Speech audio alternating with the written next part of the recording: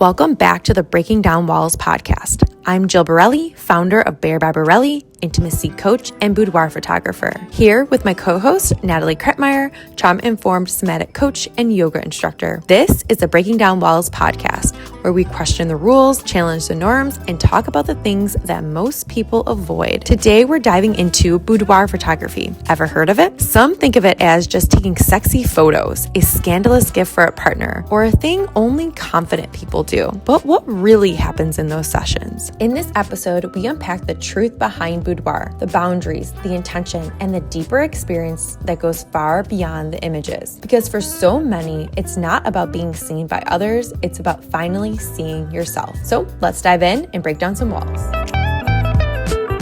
Hey, Jill. Hey, Nat. Are you excited to talk about boudoir photography today?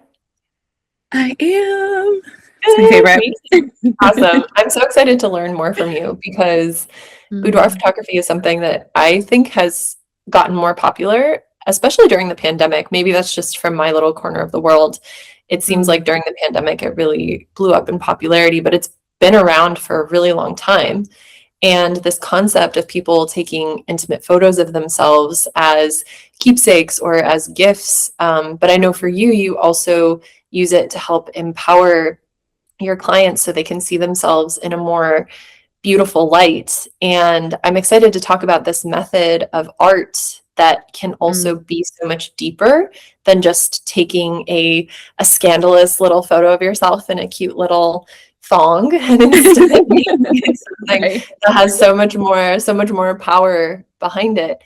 But before we jump into your philosophy of what boudoir photography can do and what it can be for people, what do you feel boudoir photography even is, especially for someone who maybe hasn't experienced it before? Yeah, well, thank you for that. That's like a really good interpretation, I think, of what this work can do and has the ability to do. And yeah, just to define it, what is boudoir, right? We hear that word now pretty often. Or like I said, glamour shots are like another popular way to describe kind of the work that we do. But boudoir photography, really boudoir, the word itself is refers to a bedroom, an intimate space, usually where a woman gets dressed. And so like, if we just kind of take that as like a surface level definition, it really defines like where she, has her most intimate experiences of like seeing herself and seeing her body and what she decides she wants to look like before she goes out into the world. And so boudoir photography has the way of capturing that like kind of almost like middle period of like, that intimate moment before you're getting dressed and you're like seeing yourself maybe in the mirror or deciding what you're going to put on for the day. What kind of part of you do you want to like share with the world? I like to think of it in that way of like, it doesn't have to just look like a thong or lingerie. It can look like what that person is holding that day too, and what they want to be celebrating or what they want to be showing up as. It doesn't always. Sometimes it looks like deep joy and celebration and, empowerment or desiring that. But sometimes we're holding, grief of like ending a relationship or like anger over like something that's going on in their life. Like I've had people come in that have been diagnosed with cancer recently and they're about to go into like this battle of chemotherapy, right? And so they're coming there like a time to like claim their bodies.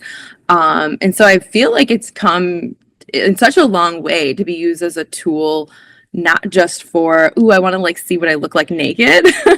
I think that's like what a lot of people think it is and like don't understand why there's this like radical empowerment that comes from that too.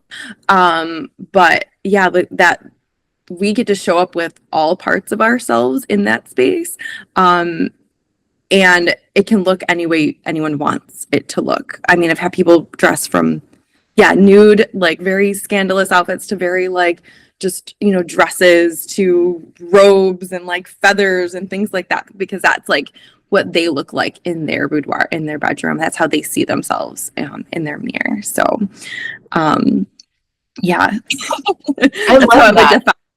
Yeah. Yeah, so at the end product of both boudoir and maybe these more like erotic or pornographic photos, like it both can show the naked body and it shows nudity in different ways. But like, what would you say is the core difference between a Mhm. boudoir photograph or a pornographic photograph?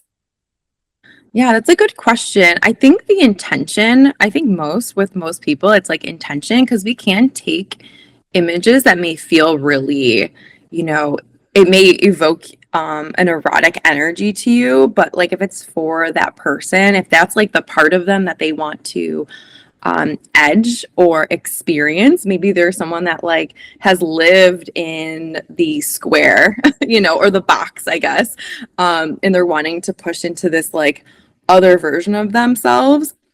I find that like they can, put on like a mask or like have some like chains or a whip or whatever and like kind of start to like edge into that more erotic space. I think where it's a tricky line. It's definitely a tricky line. And I've definitely gotten some requests over the years where I had to sit with it of like, where is the intention here? Where is this for like them for self-expression where I find that like for me I'm like I want to evoke a self-expression. I want people to like be themselves and I want them to edge themselves into a place that feels, you know, something where they haven't been before, but in a safe place to be able to do it. And when then it gets to more a pornographic, maybe style, I don't think there's anything wrong with that. But I do think there's the intention around it. I think being able to have a conversation around it, I've gotten a lot of requests where people want this stuff, but then they don't really want to have a conversation around the intention. And I think that is like my biggest, at least for me as a photographer, if I'm going to step into this intimate space with you, I need to know that the intention is pure and I feel safe and you feel safe at the end of the day. And so where are the differences? I would say it's that. Like it's hard to articulate. It's kind of a feeling too you get when you talk to people of like, are we creating this for your own special enjoyment? Or is this for something maybe more sinister? I don't know. I kind of vibe it out, to be honest. Yeah, and that's a perfect space for me to ask you the question about your wall Yeah. around boudoir photography. Maybe we can kind of decide, where is your boundary in this? You're obviously a boudoir photographer. You have been for a long time. You're very talented at it. If anyone has not seen Jill's photographs yet, please check out her social media. She's amazing. I've done a shoot with her. I'm so excited to do another one in the future. But where do you feel is your boundary with this type of thing? It's a really good question. So I would say even in the last 2 years, as all you guys know, or if you don't know, I also do sex and intimacy coaching. It kind of came along as I was being in these spaces where we were having intimate conversations, and it kind of led me to like bringing that into like my practice and just wanting to understand relationships better. I would say me bringing that on brought in a lot more requests for images that were a little more graphic, I guess we could say. I don't know how much we can say on YouTube, so I'm going to be very like maybe not as like overly descriptive. I don't know what I can like literally say here, but I would say where my boundary is when someone can't like again can't have that conversation with me. There is, I don't know how if I can say this, but penetration. Can I say that? We'll say that. Anytime anyone requests that, that is not something I'm comfortable with. People have to understand too that there are laws that like don't allow photographers to, depending what state you're in, to photograph certain things because they would put them in a different category. And so like that is something that you should, if you're a boudoir photographer or if you're, interested in doing a shoot that's more explicit, like that is something to look into. What it's for personal use, I don't know. There's like, I'm not super familiar when it comes to like deep, like that stuff that's so explicit. But for me, my boundary is no, nothing's going in anybody else. Essentially. Um, and that would probably be like a pretty hard boundary for me. Um, I'm pretty open, I would say, as far as most other things, as long as they can have a conversation about it. Because I've had people call and they're like, oh, I want something kind of erotic, but they can't really tell me what it is.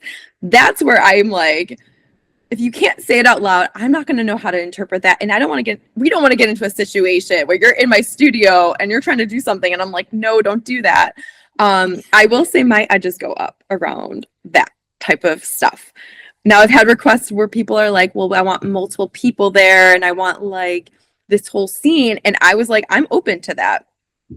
Have those happened? Nope. But I don't know that like they were just, their excitement was there for it. Their intention was there. They wanted to do something like that. And it just like kind of fizzled out. I've actually got that request multiple times of people wanting like themselves with like multiple men or multiple women.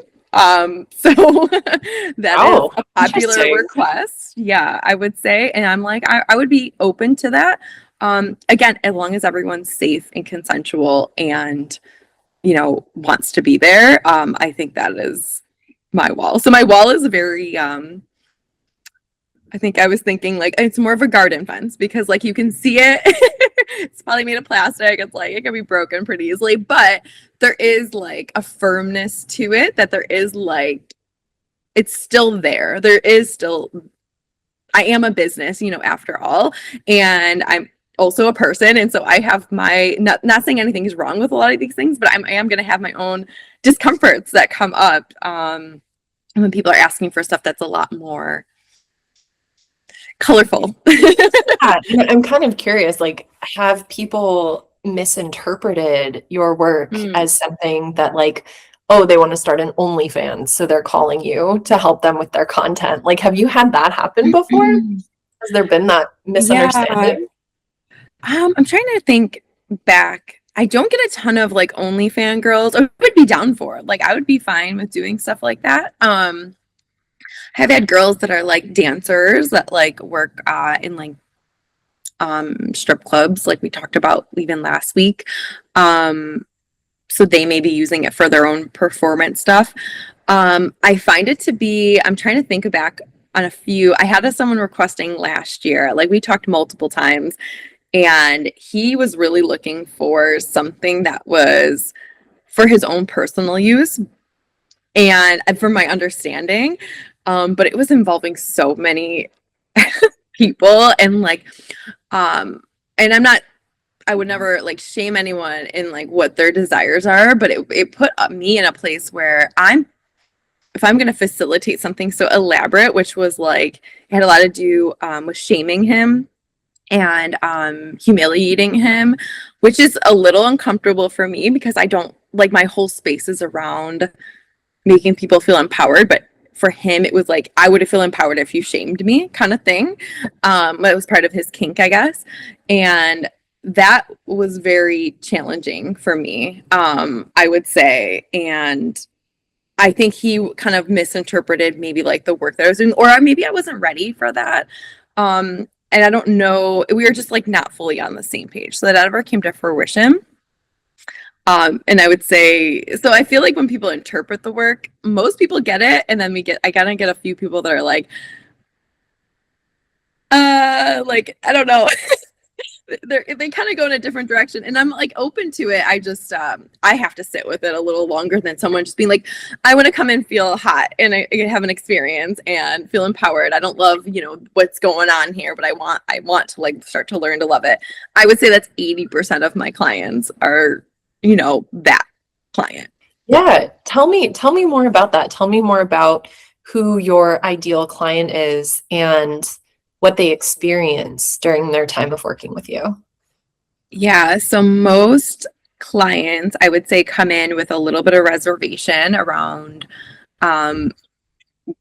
like I think for first and foremost, it's like usually around their bodies. Like they come in because they're not loving their bodies. I would say that's the majority of people that come in, and they're like looking for a place to start, you know, learning how to love themselves or accept themselves, or maybe they went through a major, I find like moms to come in a lot, like they went through motherhood, they have toddlers at home, they feel super disconnected from their bodies, which I think is really more what it is. They feel really disconnected from themselves more than like not loving what's going on as much. I think that's like can be more of a pattern. And things change, after having kids. So I would say a lot of people come in, yeah, after like their bodies changed a lot and they're like, oh, I'm trying to like, get used to this, like what my body does now or what it looks like. And so I would say that's a major part. A lot of people come in for birthdays, turning 40, 30, 60, whatever it is, celebratory stuff. And like I said, then there's some people that come in, they're like, I just got divorced. I just went through this major life shift, which I love that when people come in and they're like, I'm reclaiming my life. And so sometimes that is the narrative of like, I want my life back. I want to like, I've been wanting to do something like this and something was holding me back, like a person or like a relationship or whatever, finances or something. And I'm like, I'm just going to come do this for me. And they're like already kind of empowered coming in. Those probably tend to be like the three types of people that kind of start to come in probably most of the time, I would say. So what would you say to someone who like wants this experience, but they're telling themselves like, oh, but I don't have anyone to take these pictures for. Like I don't have a significant other. I don't have, who would I even give them to? What would you say? I would say most of the people that come in don't always share them with their partner. I think that's something that like a lot of people think that I'm taking these for him or her, and they'll take the photos and they're like, maybe I won't share it with them. I'm like, maybe I'll keep these for myself, or I'm doing that, like I'm going to share this with them probably one day, but this is all for me. I would say that is becoming a lot more popular of a story.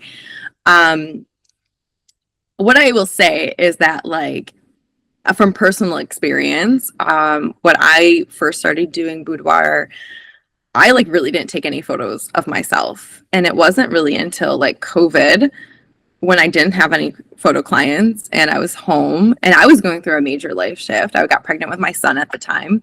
And that's actually when I started taking photos of myself. And then over the course of the last 5 years, like I'll do that. Like I'll go and take photos and do these like self-portrait sessions. And I have a folder actually on I think both of my computers at this point that just says me. And they're just like photos that I've taken of myself over the last 5 years that I click into and I just look at and I'm like, wow, that girl's a bad bitch. Or like it makes me feel good, like like it's like I remind myself everything I've gone through over the last 5 years. I have these images to refer to. I think it's a real true documentation of just where you are in your life. Like it doesn't have to be a beginning or end. Like I like the messy middle. Like show me your messy middle of like where you are. It doesn't have to like necessarily just come with an end point or beginning point of anything too. And I really truly believe like the Moira Rose thing, like you're going to look back at this and be like, oh man, I was beautiful. Like I wish I took more photos of me when I was in my mid 30s and I was, like raising my kids and I was a hot mess. And like there's no photos of me then, right? I feel like, especially as moms, I think I talk about that a lot. I feel like moms don't take photos of themselves because it's all about the kids and they're putting their attention somewhere else. But it's like when we put our attention on ourselves, I think there's this lightness that happens, this like joy that we're like, oh, I get to love me and then I get to love them more. And I find that to be a really powerful thing. An image is such a powerful thing. And to have one or two that you're like, oh, I feel good about who I am, where I'm going. I think it can be life-changing, truly. So Ah, I could you talk make about me this want to forever. book a session. You make me want to book a session with you. Come over. I would love to. We're gonna have to think about this. This is amazing. I love this because I especially appreciate what you said about moms in particular. Like when you're in an era of your life where you're really not thinking about yourself as much and you're really focused on other people and making sure they have everything they need to be able to take a little respite just for a day and to get super glam and super beautiful and just have a photographer like you who is going to pose and direct and make sure that you really get all of your best sides captured and to really be able to see yourself through different eyes, especially if you are used to just kind of throwing on sweats and getting through the day. It's such a luxury, really, but it's like a necessary luxury. And I think that it's Yeah. something that could have such a positive impact on someone's life, especially if they have been going through something really hard for a while. It feels like it's a beautiful, not escape, because it's not, you're not escaping anything. It's like a beautiful way to sort of come back home to yourself Mhm. after being scattered in so many directions for a while. Yeah, and I want to speak to that of like the posing thing. I think that's like one of the, besides people being a little bit afraid to be naked, I feel like they tend to be like, oh, I don't know how to pose. I take bad photos and this and that. And I think nobody comes in knowing what to do. Like, let's break down that wall. Like, nobody comes in knowing what to do. Most people don't take photos of themselves as often as I do, or like, whatever, models or whatever. Like, we have more access to cameras. And there's more like accessibility to practice, but like in the most cases, like most people don't even come in with an idea of what they want. They're like, I just want this experience. And that's also my favorite thing, because then I can just like move them through the session without them in their head thinking like, oh, I want to make sure I get this shot or this shot or this shot or this shot. People come in with one or two and that's totally fine. But I think they lose the whole point, which is like to have this time to connect to their bodies. And I say this like in the beginning of all my shoots. I kind of go over a little posing stuff. I remind them like anytime you start thinking about the grocery list or the things to do or the boyfriend you had the fight with or whatever it is, like close your eyes and take a breath. And like you can see it. Like you can tell when someone goes from like being in their bodies to in their heads, and like always giving them a tool to be like, nope, you're not doing that. We're going to be here right now. And like that stuff can wait. I think that is one of the best gifts of boudoir sometimes, is just being able to be like, you're going to be with your body, you're going to be moving. It's somatic, like you're moving your body in ways that you don't normally get to express. Um, and it does something for people. It does something. Everyone's different. I wouldn't say like, you're going to feel empowered after. Cool. Like that may be the feeling that like you're told that you're going to feel. It may just be like, I just dropped a ton of garbage off of like my shoulders that I've been holding. I like haven't moved like that since I was in, my 20s or something like that, or whatever it may be. Like I find there to be a lot of healing, and you can see it, hear it in my voice. I'm sure now I'm just like, I get so excited to like help people move through that. Like the photos are great. They're the great souvenir of it. And those images are powerful, but the movement and being there and being in your body, and expressing, there's nothing like it. There really is not a whole lot of things like, and to be witnessed, right? The photography part is the witnessing of someone in a vulnerable place or a vulnerable space and whatnot. And so, like, that I think is also very powerful, to be seen in your vulnerability.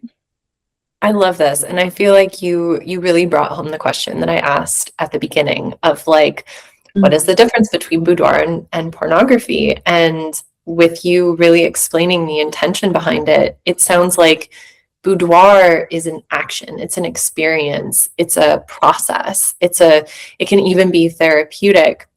And while you do get really gorgeous, juicy little images at the end, the whole experience of being photographed in this way, being seen in this way, being expressive in this way, it adds so much depth to these photos that you get to keep for yourself and sort of have that muscle memory of like, wow, I was once in this photo shoot, I once put myself out there in this way. I was guided to move and to express, and now I get to keep that with me.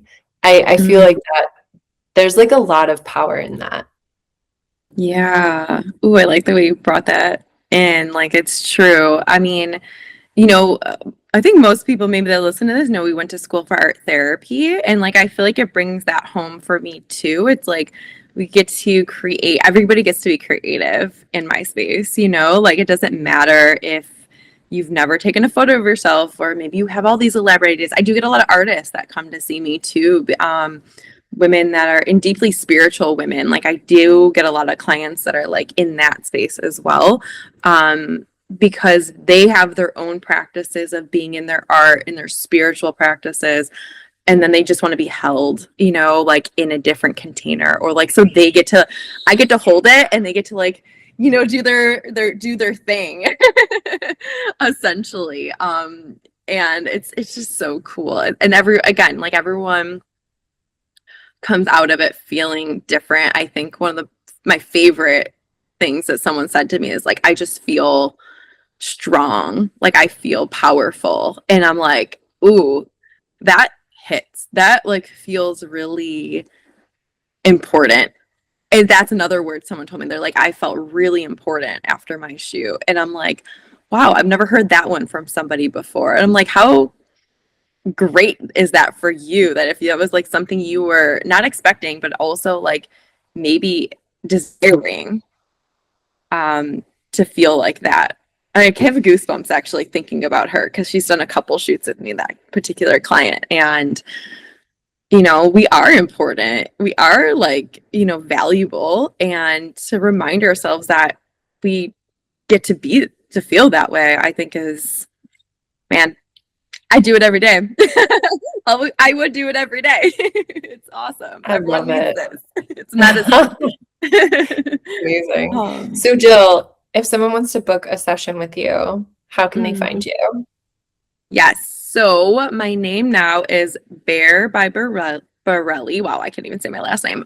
Bare as in like naked, Bare. By my last name is Barrile. One L, two R's, because most people get that wrong.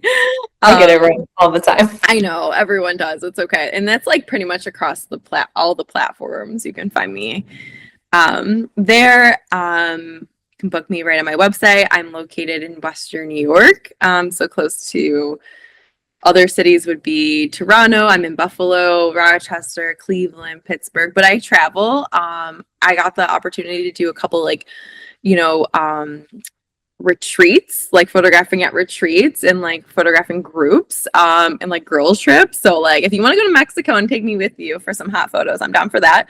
Or whatever. I think it's a great thing. I've done like when I do the retreats, I feel like people are like, oh, I didn't know I was gonna feel this like other thing. I was in my spiritual bubble, which is a good place to be, but you're already open and then you do something like this and it's like a whole nother thing. I love that. I have one coming up this weekend actually, which should be fun.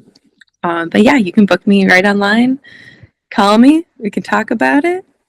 Make some creative plans. I love that. Jill, Yeah. thank you so much for sharing your passion with us. And Thank you. if for some reason Jill is not local to you, like if you're living in another country, just find your local boudoir photographer and Yeah. go get some Nikki pictures taken. You will not regret it. Yes, please. There's plenty of us out there. Find your girl, find your man, whoever wants to take the pictures, and like go do them. Go take some pictures yourself too. It's very fun and freeing and a good place to start when it comes to boudoir. Love it. All right, guys, thanks so much for joining us. We'll see you next time.